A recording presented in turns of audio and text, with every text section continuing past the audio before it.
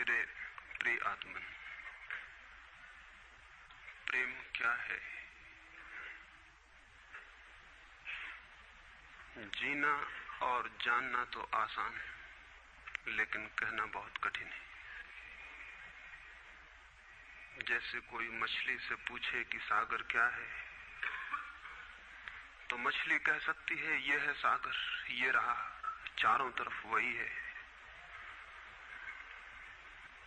लेकिन कोई पूछे कि कहो क्या है, बताओ मत, तो बहुत कठिन हो जाएगा मछली को। आदमी के जीवन में भी जो श्रेष्ठ है, सुंदर है और सत्य है, उसे जिया जा सकता, जाना जा सकता, हुआ जा सकता, लेकिन कहना बहुत मुश्किल है। और दुर्घटना और दुर्भाग्य यह है कि जिसमें जिया जाना चाहिए, जिसमें हुआ जाना चाहिए, उसके संबंध में मनुष्य जाति 5-6 हजार वर्ष से केवल बातें कर रही है। प्रेम की बात चल रही है, प्रेम के गीत गाए जा रहे हैं, प्रेम के भजन गाए जा रहे हैं, और प्रेम का मनुष्य के जीवन में कोई स्थान नहीं है। अगर आदमी के भीतर खोजने जाएं तो प्रेम से ज्यादा असत्य शब्द दूसरा नहीं मिलेगा। और जिन लोगों ने प्रेम को असत्य सिद्ध कर दिया है और जिन्होंने प्रेम की समस्त धाराओं को अवरुद्ध कर दिया है, और बड़ा दुर्भाग्य यह है कि लोग समझते हैं वे ही प्रेम के जन्मदाता भी हैं। धर्म प्रेम की बातें करता है, लेकिन आज तक जिस प्रकार का धर्म मनुष्य जाति के ऊपर दुर्भाग्य की भांति छाया हुआ है, उस धर्म ने ही मनुष्य के जीवन से प्रेम के सारे द्वार बंद कर दिए। और न इस संबंध में पूरब और पश्चिम में कोई फर्क है, न हिंदुस्तान में और न अमेरिका में कोई फर्क है। मनुष्य के जीवन में प्रेम की धारा प्रकट ही नहीं हो पाई,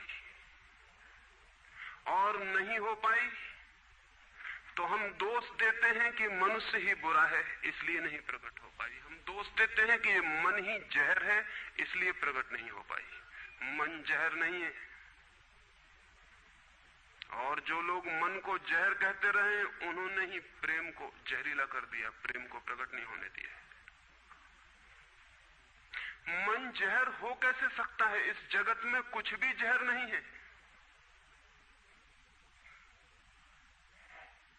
परमात्मा के सारे उपक्रम में कुछ भी विष नहीं है, सब अमृत है। लेकिन आदमी ने सारे अमृत को जहर कर लिया है, और इस जहर करने में शिक्षक, साधु संत और तथाकथित धार्मिक लोगों का सबसे ज्यादा हाथ है। इस बात को थोड़ा समझ लेना जरूरी है, क्योंकि अगर ये बात दिखाई न पड़े तो मनुष्य के जीवन में कभी भी प्रेम भविष्य में भी नहीं हो सकेगा। क्योंकि जिन कारणों से प्रेम नहीं पैदा हो सका है, उन्हीं कारणों को हम प्रेम प्रकट करने के आधार और कारण बना रहे हैं। हालतें ऐसी हैं कि गलत सिद्धांतों को अगर हजारों वर्ष तक दोहराया जाए तो फिर हम ये भूल ही जाते हैं कि सिद्धांत गलत है, और दिखाई पड़ने लगता है कि आदमी गलत है, क्योंकि उन सिद्धांतों को पूरा नहीं कर पा रहा है। मैंने सुना है एक सम्राट के महल के नीचे से एक पंखा बेचने वाला गुजरता था और जोर से चिल्ला रहा था कि अनूठे और अद्भुत पंखे मैंने निर्मित किए हैं। ऐसे पंखे कभी भी नहीं बनाए गए, ये पंखे कभी देखे भी नहीं गए हैं। सम्राट ने खिड़की से झांक के देखा कि कौन है जो अनूठे पंखे ले आया। सम्राट के पास सब तरह के पंखे थे, दुनिया के कोने कोने में जो मिल सकते थे। और नीचे देखा, गलियारे में खड़ा हुआ एक आदमी, साधारण 2-2 पैसे के पंखे होंगे, और चिल्ला रहा है कि अनूठे, अद्वितीय। उस आदमी को ऊपर बुलाया और पूछा कि इन पंखों में क्या खूबी है, दाम क्या है इन पंखों के? उस पंखे वाले ने कहा कि महाराज, दाम ज्यादा नहीं है, पंखे को देखते हुए दाम बहुत कम है, सिर्फ 100 रुपए का पंखा है। सम्राट ने कहा 100 रुपए? ये 2 पैसे का पंखा जो बाजार में जगह जगह मिलता है, 100 रुपए दाम, क्या है इसकी खूबी? उस आदमी ने कहा खूबी ये पंखा 100 वर्ष चलता है, 100 वर्ष के लिए गारंटी है, 100 वर्ष से कम में खराब नहीं होता है। सम्राट ने कहा इसको देख के तो ऐसा लगता है कि सप्ताह भी चल जाए पूरा तो मुश्किल है। धोखा देने की कोशिश कर रहे हो, सरासर बेईमानी, और वो भी सम्राट के सामने। उस आदमी ने कहा आप मुझे भली भांति जानते हैं, इसी गलिहारे में रोज पंखे बेचता हूं, 100 रुपए दाम है इसके, और अगर 100 वर्ष न चले तो जिम्मेदार मैं हूं, रोज तो नीचे मौजूद होता हूं, और फिर आप सम्राट हैं, आपको धोखा देके जाऊंगा कहां। वो पंखा खरीद लिया गया। सम्राट को विश्वास तो न था, लेकिन आश्चर्य भी था कि यह आदमी सरासर झूठ बोल रहा है, किस बल पर बोल रहा है। पंखा 100 रुपए में खरीद लिया गया और उससे कहा कि 7वें दिन तुम उपस्थित हो जाना। 2-4 दिन में ही पंखे की डंडी बाहर निकल गई, 7वें दिन तो वो बिल्कुल मुर्दा हो गए। लेकिन सम्राट ने सोचा कि शायद पंखे वाला आएगा नहीं, लेकिन ठीक समय पर 7वें दिन वो पंखे वाला हाजिर हो गया। उसने कहा कहो महाराज। उन्होंने कहा कहना नहीं है, ये पंखा पड़ा हुआ है टूटा हुआ, ये 7 दिन में ये गति हो गई, तुम कहते 100 वर्ष चलेगा। पागल हो या धोखेबाज क्या हो। उस आदमी ने कहा कि मालूम होता है आपको पंखा जलना नहीं आता है, पंखा तो 100 वर्ष चलता ही, पंखा तो गारंटीड है, आप पंखा जलते कैसे थे। सम्राट ने कहा और भी सुनो, अब मुझे ये भी सीखना पड़ेगा कि पंखा कैसे किया जाता है। उस आदमी ने कहा कृपा करके बताइए कि इस पंखे की गति 7 दिन में ऐसी कैसे बना दी आपने, किस भांति पंखा किया। सम्राट ने पंखा उठा के करके दिखाया कि इस भांति मैंने पंखा किया है। उस आदमी ने कहा समझ गया, भूल, इस तरह पंखा नहीं किया जाता। सम्राट ने कहा और क्या रास्ता है पंखा जलने का। उस आदमी ने कहा पंखा पकड़िए सामने और सिर को हिलाइए, पंखा 100 वर्ष चलेगा, आप समाप्त हो जाएंगे लेकिन पंखा बचेगा। पंखा गलत नहीं है, आपके जलने का ढंग गलत है। यह आदमी पैदा हुआ है 5-6 हजार या 10 हजार वर्ष की संस्कृति का, यह आदमी फल है, लेकिन संस्कृति गलत नहीं है, यह आदमी गलत है। आदमी मरता जा रहा है रोज, और संस्कृति की दुहाई चलती चली जाती है कि महान संस्कृति, महान धर्म, महान सब कुछ, और उसका ये फल है, आदमी उसी संस्कृति से गुजरा है और ये परिणाम है उसका। लेकिन नहीं, आदमी गलत है और आदमी को बदलना चाहिए अपने को। और कोई कहने की हिम्मत नहीं उठाता कि कहीं ऐसा तो नहीं है कि 10 हजार वर्षों में जो संस्कृति और धर्म आदमी को प्रेम से नहीं भर पाए, वो संस्कृति और धर्म गलत हो। और अगर 10 हजार वर्षों में आदमी प्रेम से नहीं भर पाया, तो आगे कोई संभावना है इसी धर्म और इसी संस्कृति के आधार पर कि आदमी कभी प्रेम से भर जाए। 10 हजार वर्षों में जो नहीं हो पाया, वो आगे भी 10 हजार वर्षों में होने वाला नहीं है, क्योंकि आदमी यही है, कल भी यही होगा। आदमी हमेशा से यही है और हमेशा यही होगा। और संस्कृति और धर्म जिनके हम नारे दिए चले जाते हैं, संतों और महात्माओं की जिनकी दुहाइयां दिए चले जाते हैं, सोचने के लिए हम तैयार नहीं कि कहीं हमारा बुनियादी चिंतन की दिशा ही तो गलत नहीं है। मैं कहना चाहता हूं कि वो गलत है, और गलत सबूत है ये आदमी। और क्या सबूत होता है? एक बीज को हम बोएं और फल जहरीले और कड़वे हों, तो क्या सब सिद्ध होता है? सिद्ध होता है कि वो बीज जहरीला और कड़वा रहा होगा। हालांकि बीज में पता लगाना मुश्किल है कि उससे जो फल पैदा होंगे वो कड़वे पैदा होंगे। बीज में कुछ खोजबीन नहीं की जा सकती। बीज को तोड़ो फोड़ो, कोई पता नहीं चल सकता कि इससे जो फल पैदा होंगे वो कड़वे होंगे। बीज को वो 100 वर्ष लग जाएंगे, वृक्ष होगा, बड़ा होगा, आकाश में फैलेगा, तब फल आएंगे और तब पता चलेगा कि वे कड़वे। 10 हजार वर्ष में संस्कृति और धर्म के जो बीज बोए गए हैं, ये आदमी उसका फल है और ये कड़वा है और घृणा से भरा हुआ है। लेकिन उसी की दुहाई दिए चले जाते हैं हम और सोचते हैं उससे प्रेम हो जाए।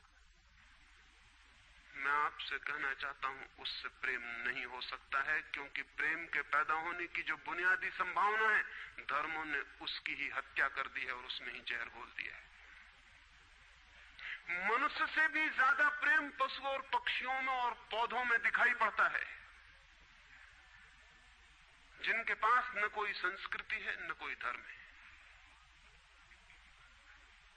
संस्कृत और सुसंस्कृत और सभ्य मनुष्यों की बजाय असभ्य और जंगल के आदमी में ज्यादा प्रेम दिखाई पड़ता है, जिसके पास न कोई विकसित धर्म है, न कोई सभ्यता है, न कोई संस्कृति है। जितना आदमी सभ्य, सुसंस्कृत और तथाकथित धर्मों के प्रभाव में मंदिरों और चर्चों में प्रार्थना करने लगता, उतना ही प्रेम से शून्य क्यों होता चला जाता? जरूर कुछ कारण है, और दो कारणों पर मैं विचार करना चाहता हूं। अगर वे ख्याल में आ जाएं तो प्रेम के अवरुद्ध स्रोत टूट सकते हैं और प्रेम की गंगा बह सकती है। वो हर आदमी के भीतर है, उसे कहीं से लाना नहीं है।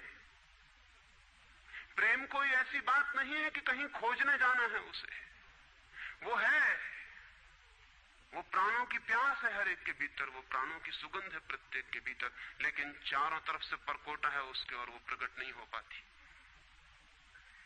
सब तरफ पत्थर की दीवार है और वो झरने नहीं फूट पाते। तो प्रेम की खोज और प्रेम की साधना कोई पॉजिटिव, कोई विधायक खोज और साधना नहीं है कि हम जाएं और कहीं प्रेम सीख लें। एक मूर्तिकार एक पत्थर को तोड़ रहा था, कोई देखने गया था कि मूर्ति कैसे बनाई जाती है। उसने देखा कि मूर्ति तो बिल्कुल नहीं बनाई जा रही, सिर्फ छेनी और हथौड़े से पत्थर तोड़ा जा रहा है। तो उस आदमी ने पूछा कि आप क्या कर रहे हैं, मूर्ति नहीं बनाएंगे? मैं तो मूर्ति का बनना देखने आया हूं, आप तो सिर्फ पत्थर तोड़ रहे हैं। उस मूर्तिकार ने कहा कि मूर्ति तो पत्थर के भीतर छिपी है, उसे बनाने की जरूरत नहीं है, सिर्फ उसके ऊपर जो व्यर्थ पत्थर जुड़ा है उसे अलग कर देने की जरूरत है और मूर्ति प्रकट हो जाएगी। मूर्ति बनाई नहीं जाती, मूर्ति सिर्फ आविष्कृत होती है, डिस्कवर होती है, अनावृत होती है, उगाड़ी जाती है। मनुष्य के भीतर प्रेम छिपा है, सिर्फ उगाड़ने की बात है, उसे पैदा करने का सवाल नहीं है, अनावृत करने की बात है। कुछ है जो हमने ऊपर से ओढ़ा हुआ है, जो उसे प्रकट नहीं होने देता। एक चिकित्सक से जाके आप पूछें कि स्वास्थ्य क्या है, और दुनिया का कोई चिकित्सक नहीं बता सकता कि स्वास्थ्य क्या है। बड़े आश्चर्य की बात है, स्वास्थ्य पर ही तो सारा चिकित्सा शास्त्र खड़ा है, सारी मेडिकल साइंस खड़ी है, और कोई नहीं बता सकता कि स्वास्थ्य क्या है। लेकिन चिकित्सक से पूछें कि स्वास्थ्य क्या है, तो वो कहेगा बीमारियों के बाबत हम बता सकते हैं कि बीमारियां क्या हैं, उनके लक्षण हमें पता है, एक एक बीमारी का अलग अलग परिभाषा हमें पता है। स्वास्थ्य का हमें कोई भी पता नहीं है। इतना हम कह सकते हैं कि जब कोई बीमारी नहीं होती तो जो होता है वो स्वास्थ्य है। स्वास्थ्य तो मनुष्य के भीतर छिपा है, इसलिए मनुष्य की परिभाषा के बाहर है। बीमारी बाहर से आती है, इसलिए बाहर से परिभाषा की जा सकती है। स्वास्थ्य भीतर से आता है, उसकी कोई परिभाषा नहीं की जा सकती। इतना ही हम कह सकते हैं कि बीमारियों का अभाव स्वास्थ्य है। लेकिन ये स्वास्थ्य की कहां परिभाषा हुई? स्वास्थ्य के संबंध में तो हमने कुछ भी ना कहा कि बीमारियां नहीं है तो बीमारियों के संबंध में कहा। सच ये है कि स्वास्थ्य पैदा नहीं करना होता, या तो छिप जाता है बीमारियों में, या बीमारियां हट जाती हैं तो प्रकट हो जाता है। स्वास्थ्य हम में है, स्वास्थ्य हमारा स्वभाव है। प्रेम हम में है, प्रेम हमारा स्वभाव है। इसलिए ये बात गलत है कि मनुष्य को समझाया जाए कि तुम प्रेम पैदा करो। सोचना यह है कि प्रेम पैदा क्यों नहीं हो पा रहा है, बाधा क्या है, अड़चन क्या है, कहां रुकावट डाल दी गई। अगर कोई भी रुकावट ना हो तो प्रेम प्रकट होगा ही। उसे सिखाने की और समझाने की कोई भी जरूरत नहीं है। अगर मनुष्य के ऊपर गलत संस्कृति और गलत संस्कार की धाराएं और बाधाएं न हो तो हर आदमी प्रेम को उपलब्ध होगा ही, ये अनिवार्यता है। प्रेम से कोई बच ही नहीं सकता, प्रेम स्वभाव है। गंगा बहती है हिमालय से, बहेगी गंगा, उसके प्राण है, उसके पास जल है, वो बहेगी और सागर को खोज ही लेगी। न किसी पुलिस वाले से पूछेगी, न किसी पुरोहित से पूछेगी कि सागर कहां है। देखा किसी गंगा को चौरस्ते पर खड़े होकर पूछते कि सागर कहां है? उसके प्राणों में है छिपी सागर की खोज और ऊर्जा है, तो पहाड़ तोड़ेगी, मैदान तोड़ेगी और पहुंच जाएगी सागर तक। सागर कितने ही दूर हो, कितना ही छिपा हो, खोज ही लेगी। और कोई रास्ता नहीं है, कोई गाइड बुक नहीं है कि जिससे पता लगा ले कि कहां से जाना है, लेकिन पहुंच जाती है। लेकिन बांध बांध दिए जाएं, चारों तरफ परकोटे उठा दिए जाएं, प्रकृति की बाधाओं को तोड़ के तो गंगा सागर तक पहुंच जाती है, लेकिन अगर आदमी की इंजीनियरिंग की बाधाएं खड़ी कर दी जाएं तो हो सकता है गंगा सागर तक न पहुंच पाए। ये भेद समझ लेना जरूरी है। प्रकृति की कोई भी बाधा असल में बाधा नहीं है, इसलिए गंगा सागर तक पहुंच जाती है, हिमालय को काट के पहुंच जाती है। लेकिन अगर आदमी इजाद करे, इंतजाम करे, तो गंगा को सागर तक नहीं भी पहुंचने दे सकता है। प्रकृति का तो एक सहयोग है, प्रकृति तो एक हार्मनी है। वहां जो बाधा भी दिखाई पड़ती है वो भी शायद शक्ति को जगाने के लिए चुनौती है। वहां जो विरोध भी दिखाई पड़ता है वो भी शायद भीतर प्राणों में जो छिपा है उसे प्रकट करने के लिए बुलावा है। वहां शायद कोई बाधा नहीं है। वहां हम बीज को दबाते हैं जमीन में, दिखाई पड़ता है कि जमीन की एक परत बीज के ऊपर पड़ी है, बाधा दे रही, लेकिन वो बाधा नहीं दे रही। अगर वो परत ना होगी तो बीज अंकुरित भी नहीं हो पाएगा। ऐसे दिखाई पड़ता है कि एक परत जमीन की बीज को नीचे दबा रही है, लेकिन वो परत दबा इसलिए रही है ताकि बीज दबे, गले और टूट जाए और अंकुर बन जाए। ऊपर से दिखाई पड़ता है वो जमीन बाधा दे रही, लेकिन वो जमीन मित्र है और सहयोग कर रही बीज को प्रकट करने में। प्रकृति तो एक हार्मनी है, एक संगीतपूर्ण लयबद्धता है, लेकिन आदमी ने जो जो निसर्ग के ऊपर इंजीनियरिंग की है, जो जो उसने अपने यांत्रिक धारणाओं को ठोकने की और बिठाने की कोशिश की है, उससे गंगाएं रुक गई हैं, जगह जगह अवरुद्ध हो गई हैं। और फिर आदमी को दोष दिया जाता है। किसी बीज को दोष देने की जरूरत नहीं है। अगर वो पौधा न बन पाए तो हम कहेंगे कि जमीन नहीं मिली होगी, ठीक, पानी नहीं मिला होगा, ठीक, सूरज की रोशनी नहीं मिली होगी, ठीक। लेकिन आदमी के जीवन में खिल न पाए फूल प्रेम का तो हम कहते हैं तुम हो जिम्मेवार। और कोई नहीं कहता कि भूमि ना मिली होगी, ठीक, पानी ना मिला होगा, ठीक, सूरज की रोशनी ना मिली होगी, ठीक। इसलिए यह आदमी का पौधा अवरुद्ध रह गया, विकसित नहीं हो पाया, फूल तक नहीं पहुंच पाया। मैं आपसे कहना चाहता हूं कि बुनियादी बाधाएं आदमी ने खड़ी की हैं। प्रेम की गंगा तो बह सकती है और परमात्मा के सागर तक पहुंच सकती है। आदमी बना उसलिए है कि वो बहे और प्रेम बहे और परमात्मा तक पहुंच जाए, लेकिन हमने कौन सी बाधाएं खड़ी कर दी? पहली बात, आज तक मनुष्य की सारी संस्कृतियों ने सेक्स का, काम का, वासना का विरोध किया है। इस विरोध ने मनुष्य के भीतर प्रेम के जन्म की संभावना तोड़ दी, नष्ट कर दी। इस निषेध ने, क्योंकि सच्चाई यह है कि प्रेम की सारी यात्रा का प्राथमिक बिंदु काम है, सेक्स है। प्रेम की यात्रा का जन्म गंगोत्री, जहां से गंगा पैदा होगी प्रेम की, वो सेक्स है, वो काम है। और उसके सब दुश्मन है, सारी संस्कृतियां और सारे धर्म और सारे गुरु और सारे महात्मा। तो गंगोत्री पर ही चोट कर दी, वहीं रोक दिया। पाप है काम, अधम है काम, जहर है काम। और हमने सोचा भी नहीं कि काम की ऊर्जा ही, सेक्स एनर्जी ही अंततः प्रेम में परिवर्तित होती और रूपांतरित होती।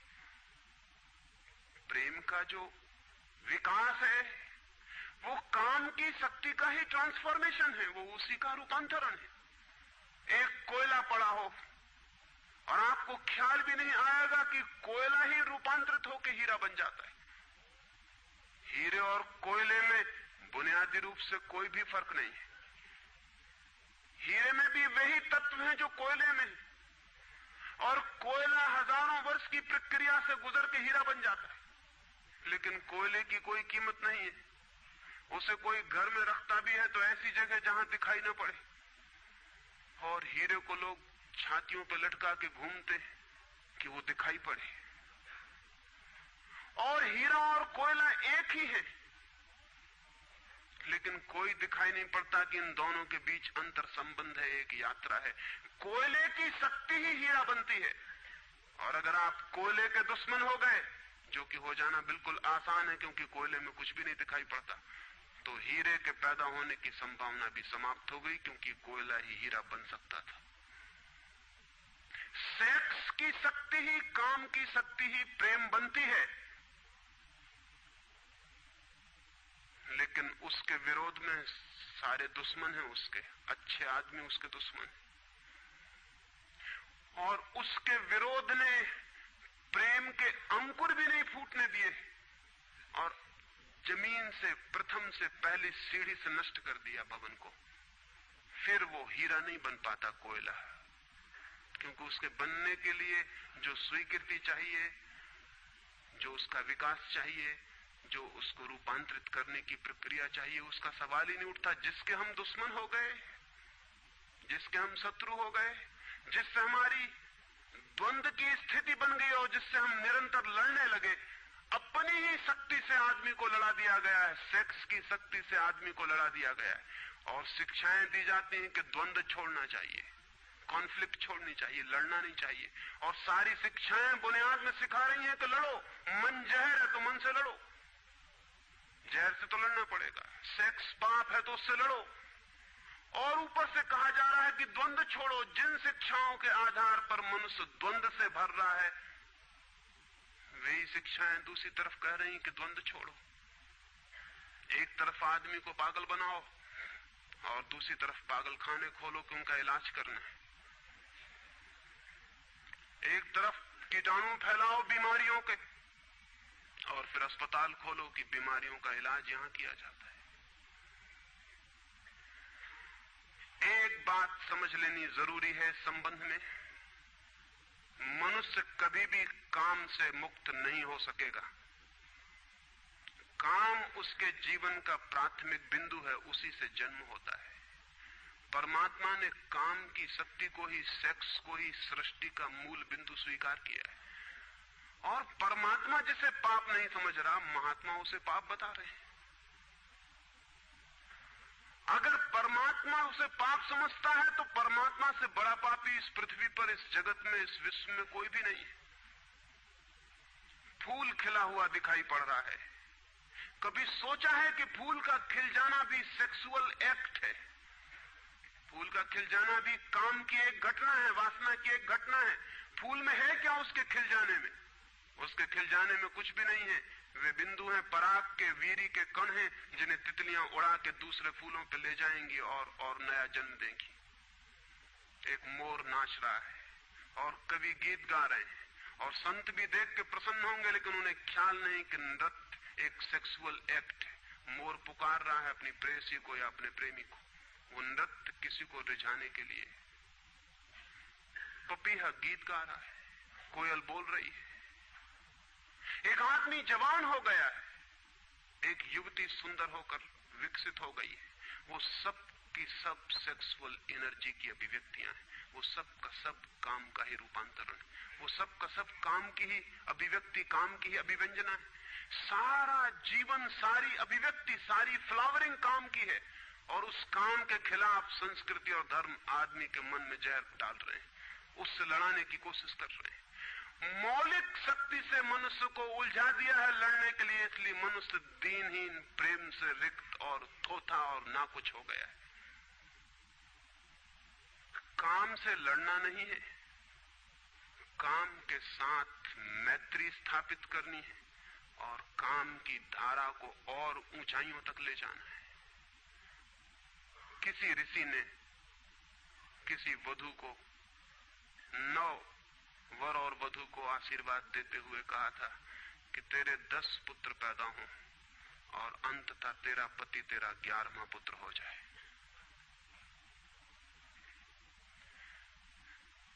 वासना रूपांतरित हो तो पत्नी मां बन सकती है, वासना रूपांतरित हो तो काम प्रेम बन सकता है, लेकिन काम ही प्रेम बनता है। काम की ऊर्जा ही प्रेम की ऊर्जा में विकसित होती है, फलित होती है। लेकिन हमने मनुष्य को भर दिया है काम के विरोध में। इसका परिणाम यह हुआ कि प्रेम तो पैदा नहीं हो सका, क्योंकि वो तो आगे का विकास था, काम की स्वीकृति से आता। प्रेम तो विकसित नहीं हुआ और काम के विरोध में खड़े होने के कारण मनुष्य का चित्त ज्यादा से ज्यादा कामुक और सेक्सुअल होता चला गया।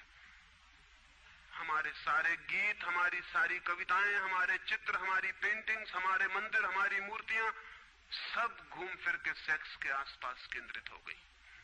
हमारा मन ही सेक्स के आसपास केंद्रित हो गया। इस जगत में कोई भी पशु मनुष्य की भांति सेक्सुअल नहीं है। मनुष्य 24 घंटे सेक्सुअल हो गया। उठते बैठते सोते जागते सेक्स ही सब कुछ हो गया। उसके प्राण में एक घाव हो गया, विरोध के कारण, दुश्मनी के कारण, शत्रुता के कारण। जो जीवन का मूल था उससे मुक्त तो हुआ नहीं जा सकता था, लेकिन उससे लड़ने की चेष्टा में सारा जीवन रुग्ण जरूर हो सकता था, वो रुग्ण हो गया है।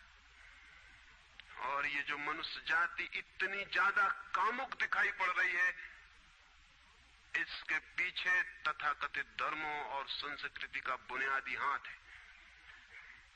इसके पीछे बुरे लोगों का नहीं, सज्जनों और संतों का हाथ है।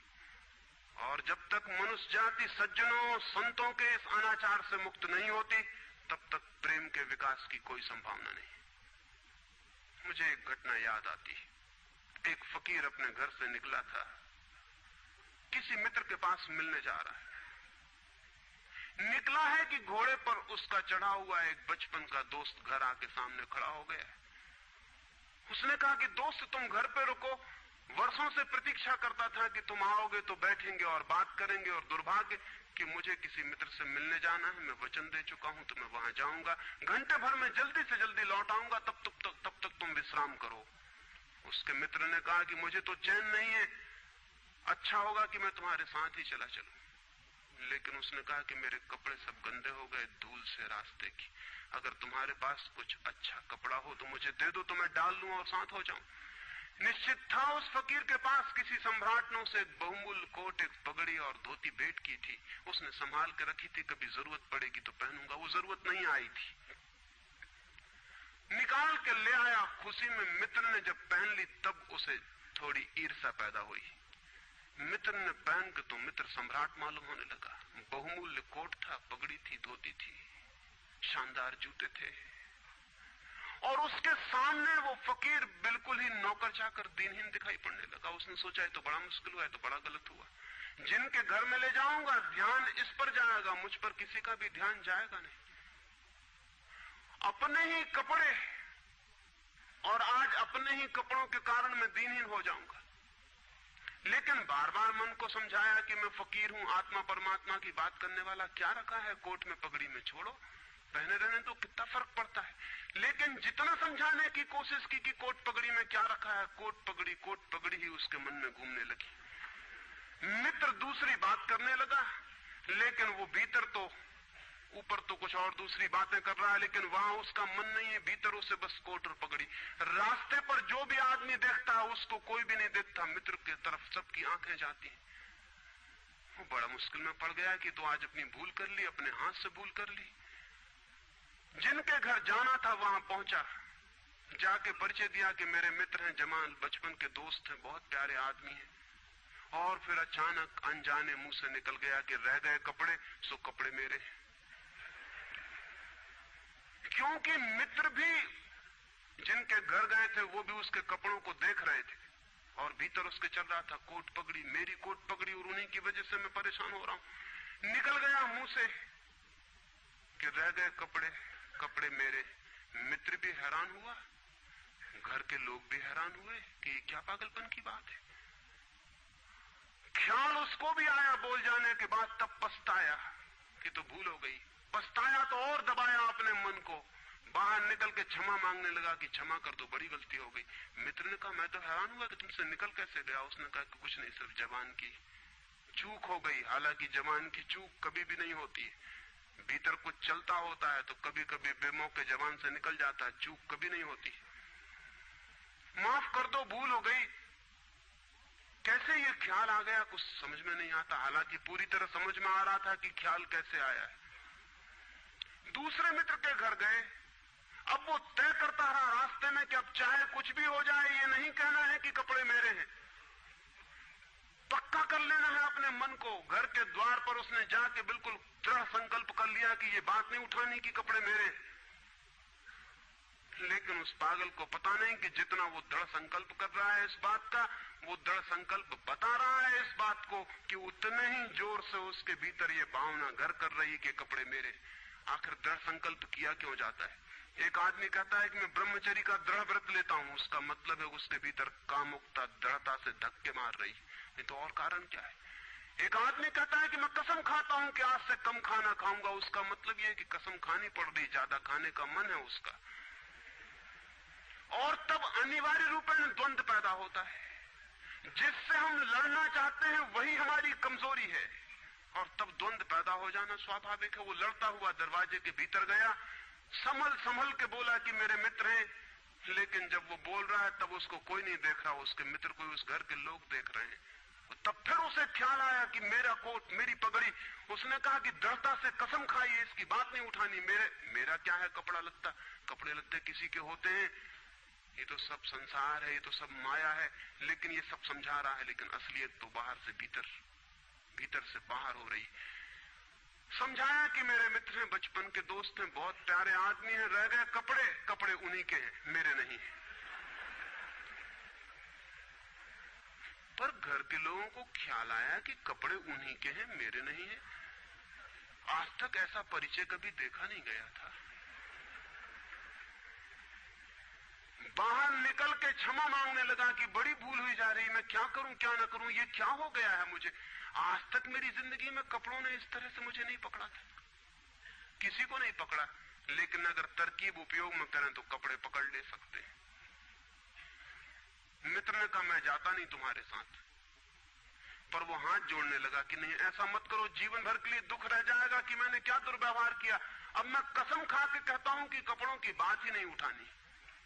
मैं बिल्कुल भगवान की कसम खाता हूं कि कपड़ों की बात नहीं उठानी। और कसम खाने वालों से हमेशा सावधान रहना जरूरी है, क्योंकि जो भी कसम खाता है उसके भीतर उस कसम से भी मजबूत कोई बैठा है जिसके खिलाफ वो कसम खा रहा है।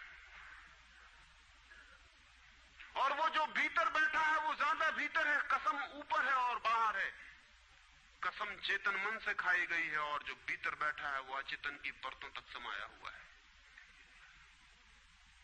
अगर मन के 10 हिस्से कर दें तो कसम एक हिस्से ने खाई है, 9 हिस्से उल्टा भीतर खड़ा हुआ है। ब्रह्मचर्य की कसम एक हिस्सा खा रहा है मन का, और 9 हिस्सा परमात्मा की दुहाई दे रहा है। वो जो परमात्मा ने बनाया वो उसके लिए कहा चला जा रहा है, कहे चला जा रहा है। गए तीसरे मित्र के घर। अब उसने बिल्कुल ही अपनी सांसों तक पे संयम कर रखा है। संयमी आदमी बड़े खतरनाक होते हैं, क्योंकि उनके भीतर ज्वालामुखी उबल रहा है और ऊपर से वो संयम साधे हुए हैं। और इस बात को स्मरण रखना कि जिस चीज को साधना पड़ता है, साधने में इतना श्रम लग जाता है कि साधना पूरे वक्त हो नहीं सकती, फिर शिथिल होना पड़ेगा, विश्राम करना पड़ेगा। अगर मैं जोर से मुट्ठी बांध लूं तो कितनी देर बांधे रख सकता हूं? 24 घंटे। जितने जोर से बांधूंगा उतने ही जल्दी थक जाऊंगा और मुट्ठी खुल जाएगी। जिस चीज में भी श्रम करना पड़ता है, जितना ज्यादा श्रम करना पड़ता है उतने जल्दी थकान आ जाती, शक्ति खत्म हो जाती और उल्टा होना शुरू हो जाता। मुट्ठी बांधी जितने जोर से उतने ही जल्दी मुट्ठी खुल जाएगी। मुट्ठी खुली रखी जा सकती है 24 घंटे, लेकिन बांध के नहीं रखी जा सकती है। जिस काम में श्रम पड़ता है उस काम को आप जीवन नहीं बना सकते, कभी सहज नहीं हो सकता वो काम। श्रम पड़ेगा, फिर विश्राम का वक्त आएगा ही। इसलिए जितना सधा हुआ संत होता है उतना ही खतरनाक आदमी होता है, क्योंकि उसका विश्राम का वक्त आएगा। 24 घंटे में घंटे भर को उसे शिथिल होना पड़ेगा, उसी बीच दुनिया भर के पाप उसके भीतर खड़े हो जाएंगे, नरक सामने आ जाएगा। तो उसने बिल्कुल ही अपने को सांस सांस रोक लिया और कहा कि अब कसम खाता हूं कि इन कपड़ों की बात ही नहीं उठानी।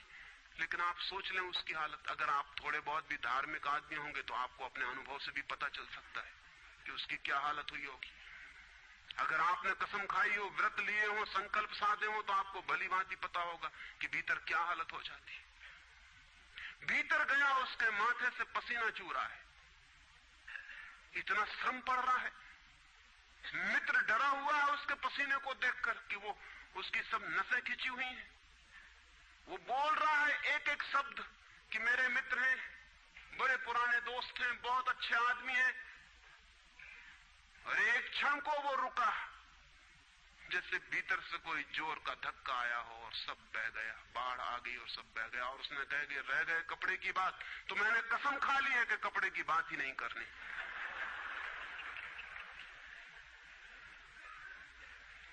ये जो इस आदमी के साथ हुआ वो पूरी मनुष्य जाति के साथ सेक्स के संबंध में हो गया है। सेक्स को ऑब्सेशन बना दिया, सेक्स को रोग बना दिया, घाव बना दिया और सब विषाक्त कर दिया, सब विषाक्त कर दिया। छोटे छोटे बच्चों को समझाया जा रहा कि सेक्स पाप है, लड़कियों को समझाया जा रहा, लड़कों को समझाया जा रहा कि सेक्स पाप है। फिर ये लड़की जवान होगी, ये लड़का जवान होगा, इनकी शादियां होंगी और सेक्स की दुनिया शुरू होगी और इन दोनों के भीतर ये भाव है कि ये पाप है। और फिर कहा जाएगा स्त्री को कि पति को परमात्मा मान। जो पाप में ले जा रहा उसको परमात्मा कैसे माना जा सकता? ये कैसे संभव है कि जो पाप में घसीट रहा है वो परमात्मा हो? और उस लड़के को कहा जाएगा, उस युवक को कहा जाएगा कि तेरी पत्नी है, तेरी साथनी है, तेरी संगी है। लेकिन जो नरक में ले जा रही, शास्त्रों में लिखा कि स्त्री नरक का द्वार है। ये नरक का द्वार, संगी और साथनी, ये मेरा आधा अंग, ये नरक की तरफ जाता हुआ आधा अंग मेरा, ये इसके साथ कौन सा सामंजस्य बन सकता है? सारे दुनिया का दाम्पत्य जीवन नष्ट किया है इस शिक्षा ने। और जब दंपति का जीवन नष्ट हो जाए तो प्रेम की कोई संभावना नहीं रही। क्योंकि जब पति और पत्नी प्रेम न कर सके एक दूसरे को, जो कि अत्यंत सहज और नैसर्गिक प्रेम है, तो फिर कौन और किसको प्रेम कर सकेगा? इस प्रेम को बढ़ाया जा सकता है कि पत्नी और पति का प्रेम इतना विकसित हो, इतना उदात्त हो, इतना ऊंचा बने कि धीरे धीरे बांध तोड़ दे और दूसरों तक फैल जाए। ये हो सकता है, लेकिन इसको समाप्त ही कर दिया जाए, तोड़ ही दिया जाए, विषाक्त कर दिया जाए तो फैलेगा क्या, बढ़ेगा क्या? रामानुज एक गांव में ठहरे थे और एक आदमी ने आके कहा कि मुझे परमात्मा को पाना है। तो उन्होंने कहा कि तूने कभी किसी को प्रेम किया है? उस आदमी ने कहा इस झंझट में मैं कभी पड़ा ही नहीं, प्रेम वगैरह की झंझट मैंने की, मुझे तो परमात्मा को खोजना है। रामानुज ने कहा तूने कभी झंझट ही नहीं की प्रेम की? उसने कहा मैं बिल्कुल सच कहता हूं आपसे। और बेचारा ठीक ही कह रहा था, क्योंकि धर्म की दुनिया में प्रेम एक डिस्क्वालिफिकेशन, एक अयोग्यता है। तो उसने सोचा कि अगर मैं कहूं किसी को प्रेम किया तो वो कहेंगे अभी प्रेम प्रेम छोड़, ये राग वाग छोड़, अभी इधर पहले इन सबको छोड़ के आ, तब इधर आना। तो उस बेचारे ने किया भी हो तो वो कहता गया कि मैंने नहीं किया, नहीं किया। ऐसा कौन आदमी होगा जिसने थोड़ा बहुत प्रेम नहीं किया हो? रामानुज ने तीसरी बार पूछा कि तू कुछ तो बता, थोड़ा बहुत भी, कभी भी किसी को? उसने कहा माफ करिए, आप क्यों बात वही बात पूछे चले जा रहे हैं? मैंने प्रेम की तरफ आंख उठा के नहीं देखा, मुझे तो परमात्मा को खोजना है। तो रामानुज ने कहा मुझे क्षमा कर, तू कहीं और खोज, क्योंकि मेरा अनुभव यह है कि अगर तूने किसी को प्रेम किया हो तो उस प्रेम को फिर इतना बड़ा जरूर किया जा सकता है कि वो परमात्मा तक पहुंच जाए। लेकिन अगर तूने प्रेम ही नहीं किया तो तेरे पास कुछ है ही नहीं जिसको बड़ा किया जा सके। बीज ही नहीं है तेरे पास जो वृक्ष बन सके। तो तू जा कहीं और पूछ। और जब पति और पत्नी में प्रेम न हो, जिस पत्नी ने अपने पति को प्रेम न किया हो और जिस पति ने अपनी पत्नी को प्रेम न किया हो, वे बेटों को, बच्चों को प्रेम कर सकते हैं तो आप गलती में हैं। पत्नी उसी मात्रा में बेटे को प्रेम करेगी जिस मात्रा में उसने अपने पति को प्रेम किया है, क्योंकि ये बेटा पति का ही फल है, उसका ही प्रतिफलन है, उसका ही रिफ्लेक्शन है। ये इस बेटे के प्रति जो प्रेम होने वाला है वो उतना ही होगा जितना उसने पति को चाहा और प्रेम किया हो। ये पति की ही मूर्ति है जो फिर नई होकर वापस लौट आई है। अगर पति के प्रति प्रेम नहीं है तो बेटे के प्रति प्रेम सच्चा कभी भी नहीं हो सकता। और अगर बेटे को प्रेम नहीं किया गया, पालना पोसना और बड़ा कर देना प्रेम नहीं है,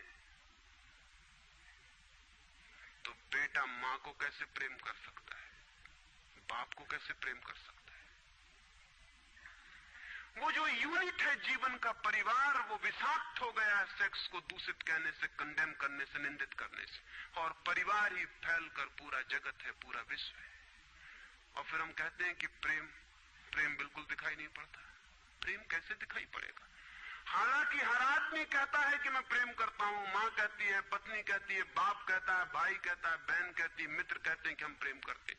सारी दुनिया में हर आदमी कहता है कि हम प्रेम करते हैं, और दुनिया में इकट्ठा देखो तो प्रेम कहीं दिखाई ही नहीं पड़ता। इतने लोग अगर प्रेम करते हैं तो दुनिया में तो प्रेम की वर्षा हो जानी चाहिए थी, प्रेम के फूल ही फूल खिल जाने चाहिए थे, प्रेम के दिए ही दिए जल जाते, घर घर प्रेम का दिया होता तो दुनिया में इकट्ठी इतनी रोशनी होती प्रेम की। लेकिन वहां तो घृणा की रोशनी दिखाई पड़ती है, क्रोध की रोशनी दिखाई पड़ती है, युद्धों की रोशनी दिखाई पड़ती, प्रेम का तो कोई पता नहीं चलता। झूठी है ये बात, और ये झूठ जब तक हम मानते चले जाएंगे तब तक सत्य की दिशा में खोज भी नहीं हो सकती। कोई किसी को प्रेम नहीं कर रहा है, और जब तक काम के निसर्ग को परिपूर्ण आत्मा से स्वीकृति नहीं मिलती तब तक कोई किसी को प्रेम कर भी नहीं सकता है। मैं आपसे कहना चाहता हूं कि काम दिव्य है, डिवाइन है। सेक्स की शक्ति परमात्मा की शक्ति है, ईश्वर की शक्ति है। इसीलिए तो उससे ऊर्जा पैदा होती है और नया जीवन विकसित होता है। वही तो सबसे रहस्यपूर्ण शक्ति है, वही तो सबसे ज्यादा मिस्टीरियस फोर्स है। उससे दुश्मनी छोड़ दें। अगर आप चाहते हैं कि कभी आपके जीवन में प्रेम की वर्षा हो जाए, उससे दुश्मनी छोड़ दें, उसे आनंद से स्वीकार करें, उसकी पवित्रता को स्वीकार करें, उसकी धन्यता को स्वीकार करें, और खोजें उसमें और गहरे, तो आप हैरान हो जाएंगे। जितनी पवित्रता से काम की स्वीकृति होगी उतना ही काम पवित्र होता चला जाता है, और जितनी अपवित्रता और पाप की दृष्टि से काम से विरोध होगा, काम उतना ही पापपूर्ण और कुरूप होता चला जाता है। जब कोई अपनी पत्नी के पास ऐसे जाए जैसे कोई मंदिर के पास जाता है, जब कोई पत्नी अपने पति के पास ऐसे जाए जैसे सच में कोई परमात्मा के पास जाता है, क्योंकि जब दो प्रेमी काम से निकट आते हैं, जब वे संभोग से गुजरते हैं, तब सच में ही वे परमात्मा के मंदिर के निकट से गुजर रहे हैं। वहीं परमात्मा काम कर रहा है उनकी उस निकटता में, वहीं परमात्मा की सृजन शक्ति काम कर रही है। और मेरी अपनी दृष्टि यह है कि मनुष्य को समाधि का, ध्यान का जो पहला अनुभव मिला हो कभी भी मनुष्य के इतिहास में, तो वो संभोग के क्षण में मिला है और कभी नहीं। संभोग के क्षण में ही पहली बार ये स्मरण आया है आदमी को कि इतने आनंद की वर्षा हो सकती है।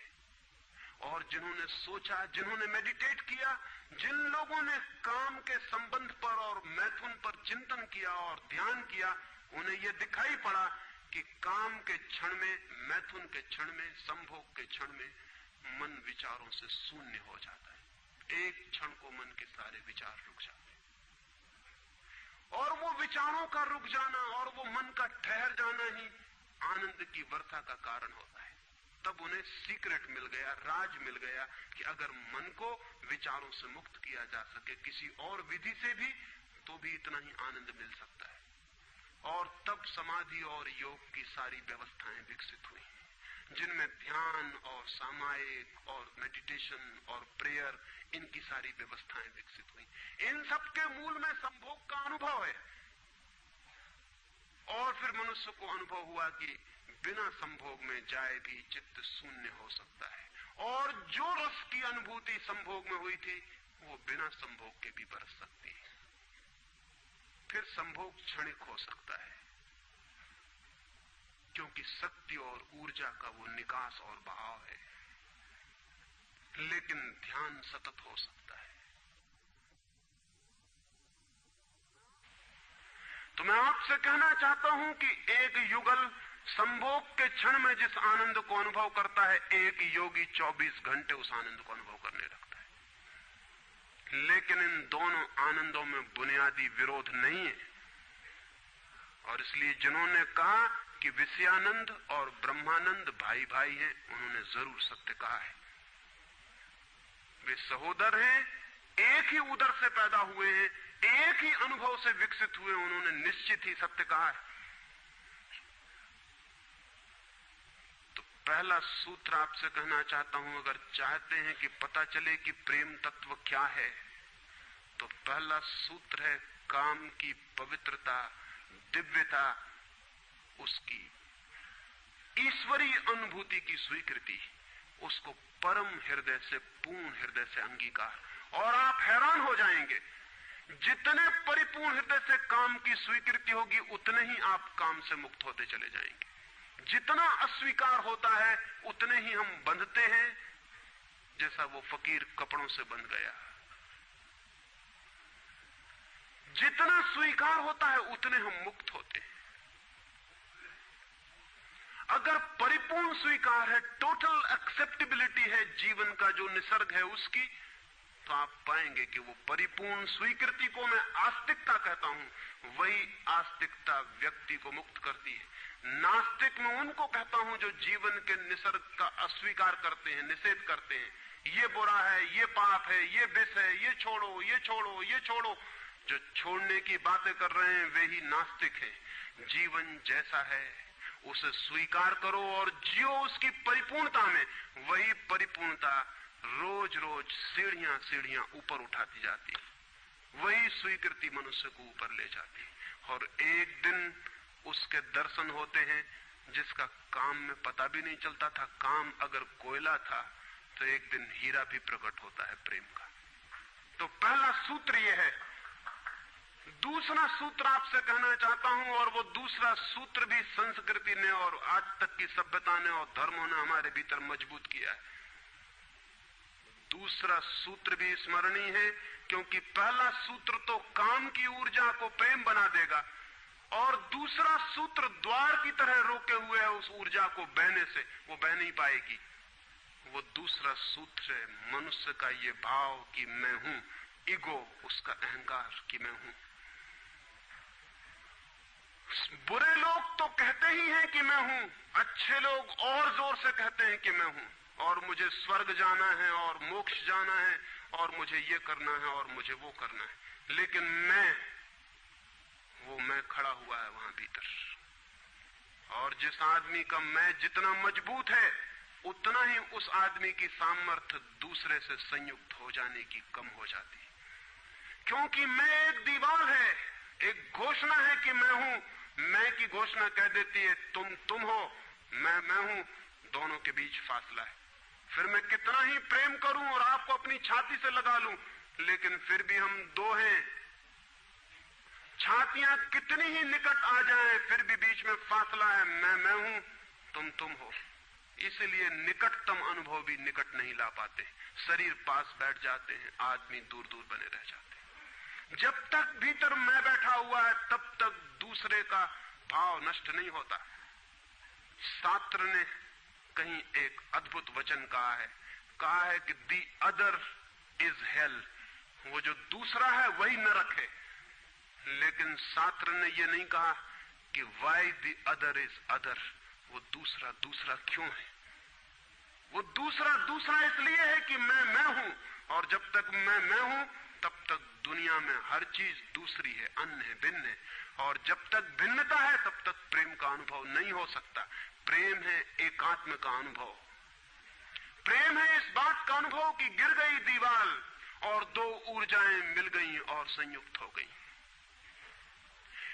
प्रेम है इस बात का अनुभव कि एक व्यक्ति और दूसरे व्यक्ति की सारी दीवारें गिर गईं और प्राण संयुक्त हुए, मिले और एक हो गए। जब यही अनुभव एक व्यक्ति और समस्त के बीच फलित होता है तो उस अनुभव को मैं कहता हूं परमात्मा, और जब दो व्यक्तियों के बीच फलित होता है तो उसे मैं कहता हूं प्रेम। अगर मेरे और किसी दूसरे व्यक्ति के बीच ये अनुभव फलित हो जाए कि हमारी दीवारें गिर जाएं, हम किसी भीतर के तल पर एक हो जाएं, एक संगीत, एक धारा, एक प्राण, तो ये अनुभव है प्रेम। और अगर ऐसा ही अनुभव मेरे और समस्त के बीच घटित हो जाए कि मैं विलीन हो जाऊं और सब और मैं एक हो जाऊं, तो ये अनुभव है परमात्मा। इसलिए मैं कहता हूं प्रेम है सीढ़ी और परमात्मा है उस यात्रा की अंतिम मंजिल। ये कैसे संभव है कि दूसरा मिट जाए? जब तक मैं न मिटूं तब तक दूसरा कैसे मिट सकता है? वो दूसरा पैदा किया है मेरे मैं की प्रतिध्वनि ने। जितने जोर से मैं चिल्लाता हूं कि मैं, उतने ही जोर से वो दूसरा पैदा हो जाता है। वो दूसरी प्रतिध्वनि है, उस तरफ इको हो रही मेरे मैं की। और ये अहंकार, ये ईगो द्वार पर दीवार बन के खड़ी है। और मैं है क्या? कभी सोचा आपने कि ये मैं है क्या? आपका हाथ है मैं, आपका पैर है, आपका मस्तिष्क है, आपका हृदय है, क्या है आपका मैं? अगर आप एक क्षण भी शांत हो के भीतर खोजने जाएंगे कि कहां है मैं, कौन सी चीज है मैं, तो आप एकदम हैरान रह जाएंगे। भीतर कोई मैं खोजे से मिलने को नहीं। जितना गहरा खोजेंगे उतना ही पाएंगे भीतर एक सन्नाटा और शून्य है। वहां कोई आई नहीं, वहां कोई मैं नहीं, वहां कोई ईगो नहीं। एक भिक्षु नागसेन को एक सम्राट मिलिंद ने निमंत्रण दिया था कि तुम आओ दरबार में। तो जो राजदूत गया था निमंत्रण देने, उसने नागसेन को कहा कि भिक्षु नागसेन, आपको बुलाया है सम्राट मिलिंद ने, मैं निमंत्रण देने आया हूं। तो नागसेन कहने लगा मैं चलूंगा जरूर, लेकिन एक बात विनय कर दूं, पहले ही कह दूं कि भिक्षु नागसेन जैसा कोई है नहीं। ये केवल एक नाम है, काम चलाऊ नाम है। आप कहते हैं तो मैं चलूंगा जरूर, लेकिन ऐसा कोई आदमी कहीं है नहीं। राजदूत ने जाके सम्राट को कह दिया कि बड़ा अजीब आदमी है वो कहने लगा कि मैं चलूंगा जरूर, लेकिन ध्यान रहे कि भिक्षु नागसेन जैसा कहीं कोई है नहीं, ये केवल एक काम चलाऊ नाम है। सम्राट ने कहा अजीब सी बात है, जब वो कहता है मैं चलूंगा, आएगा वो आया भी रथ पर बैठकर। सम्राट ने द्वार पर स्वागत किया और कहा भिक्षु नागसेन हम स्वागत करते हैं आपका। वो हंसने लगा, उसने कहा कि स्वागत स्वीकार करता हूं, लेकिन स्मरण रहे भिक्षु नागसेन जैसा कोई है नहीं। सम्राट कहने लगा बड़ी पहेली की बातें करते हैं आप। अगर आप नहीं हैं तो कौन है? कौन आया है यहां? कौन स्वीकार कर रहा है स्वागत? कौन दे रहा है उत्तर? नागसेन मुड़ा और उसने कहा कि देखते हैं सम्राट मिलिंद, ये रथ खड़ा है जिस पर मैं आया। सम्राट ने कहा ये रथ है। तो भिक्षु नागसेन पूछने लगा घोड़ों को निकाल के अलग कर लिया जाए। घोड़े अलग कर लिए गए और उसने पूछा सम्राट से ये घोड़े रथ हैं? सम्राट ने कहा घोड़े कैसे रथ हो सकते हैं? घोड़े अलग कर दिए गए। सामने के डंडे जिनसे घोड़े बंधे थे खिंचवा लिए गए। उसने पूछा कि ये रथ हैं? सिर्फ दो डंडे कैसे रथ हो सकते हैं? डंडे अलग कर दिए गए। चाक निकलवा लिए और कहा ये रथ है। सम्राट ने कहा ये चाक है, ये रथ नहीं है। और एक एक अंग रथ का निकलता चला गया और एक एक अंग पर सम्राट को कहना पड़ा कि नहीं ये रथ नहीं है। फिर आखिर पीछे शून्य बच गया, वहां कुछ भी न बचा। भिक्षु नागसेन पूछने लगा रथ कहां है अब? रथ कहां है अब?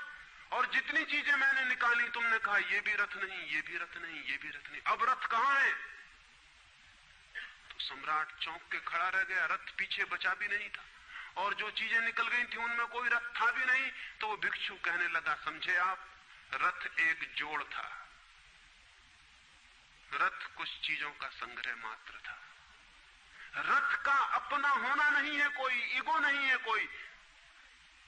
रथ एक जोड़ है।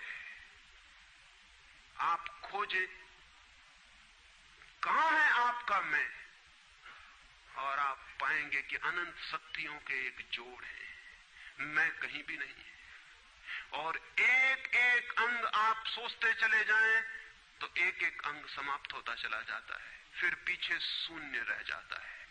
उसी शून्य से प्रेम का जन्म होता है, क्योंकि वो शून्य आप नहीं है, वो शून्य परमात्मा है। एक गांव में एक आदमी ने मछलियों की एक दुकान खोली थी, बड़ी दुकान थी।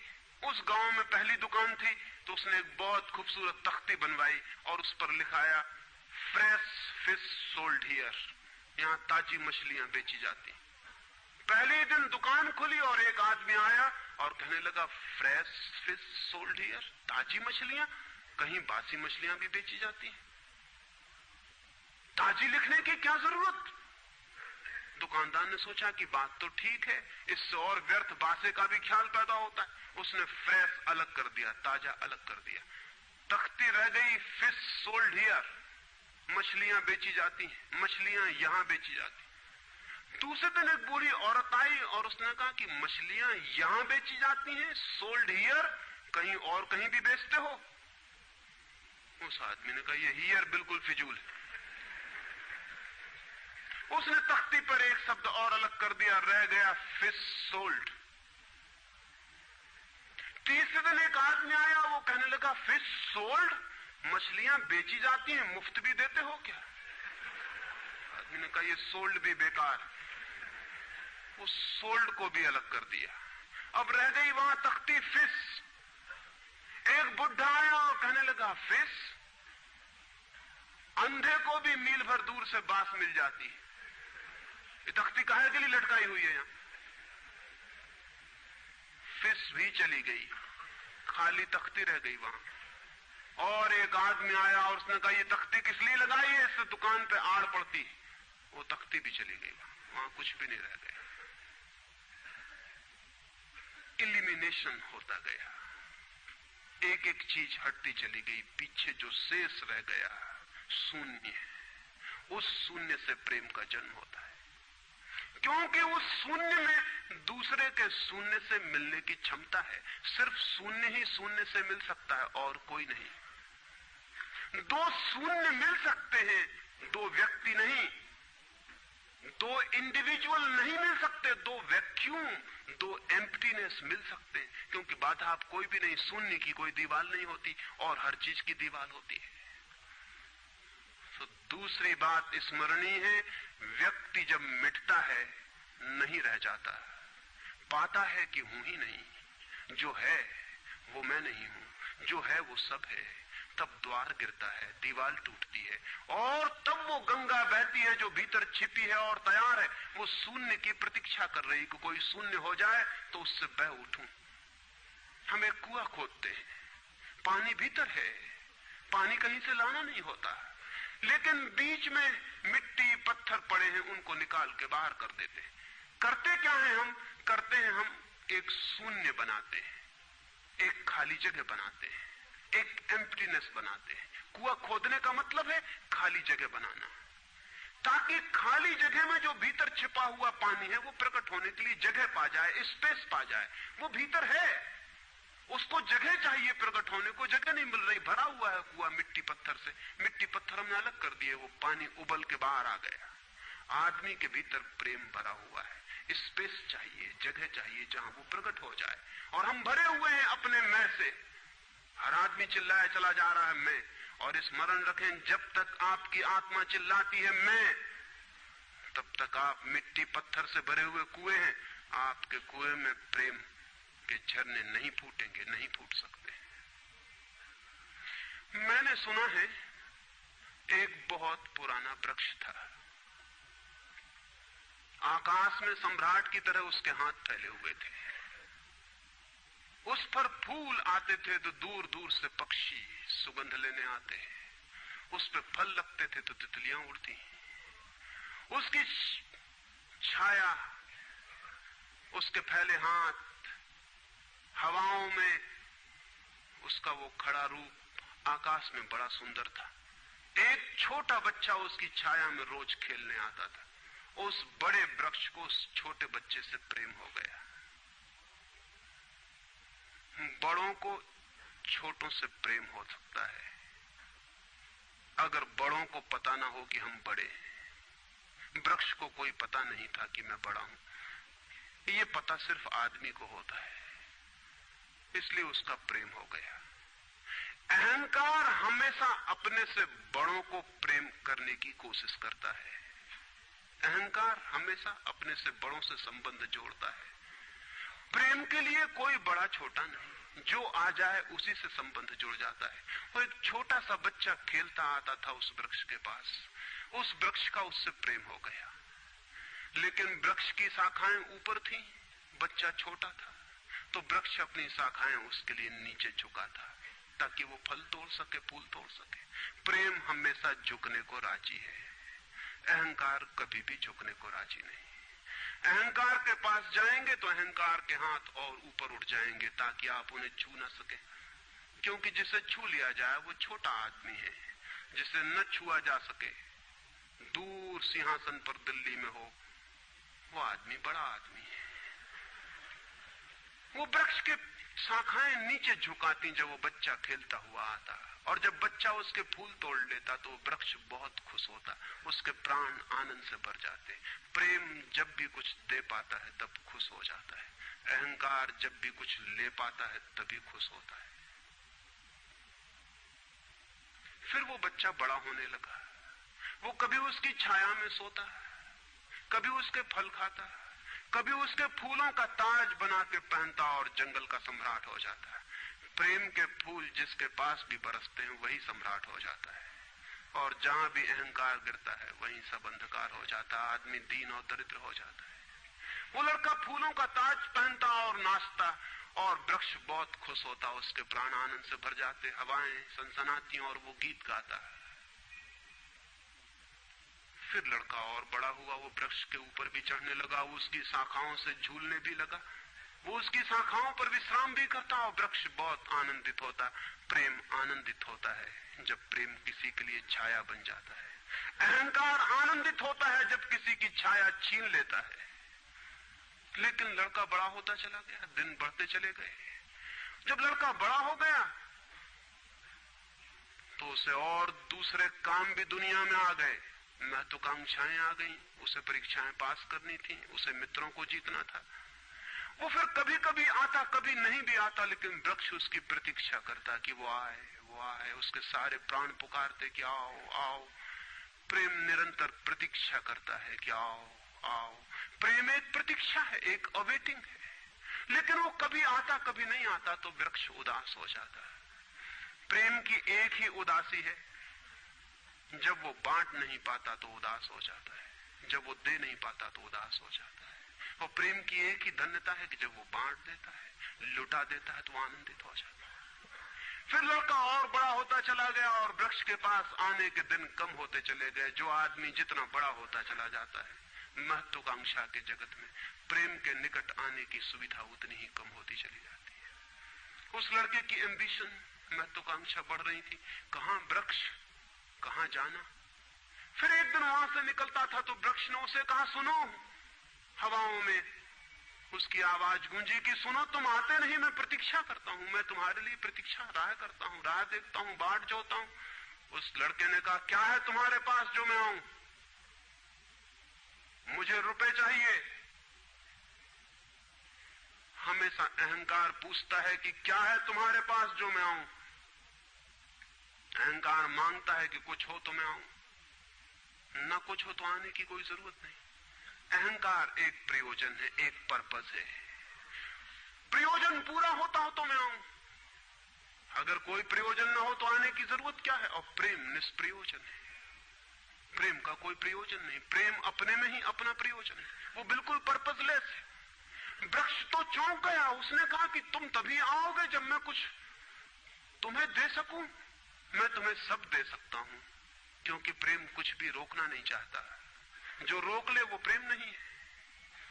अहंकार रोकता है, प्रेम तो बेशर्त दे देता। लेकिन रुपए मेरे पास नहीं है। ये रुपए तो सिर्फ आदमी की इजाद है, वृक्षों ने ये बीमारी नहीं पाली है।